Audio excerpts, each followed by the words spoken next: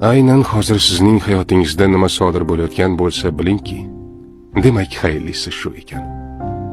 Robbim o'z bandalariga juda ham mehribon. U hech qachon hech bir bandasiga zulm qilmaydi.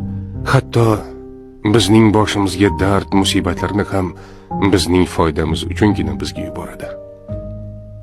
Sog'liqni qadriga yetishimiz uchun bir muddat xastalikni, boylikni qadriga yetishimiz uchun faqirlikni, sevganlarimizni qadriga yetishimiz uchun esa biroz yolg'izlikni ta'mini totib ko'rishga to'g'ri keladi.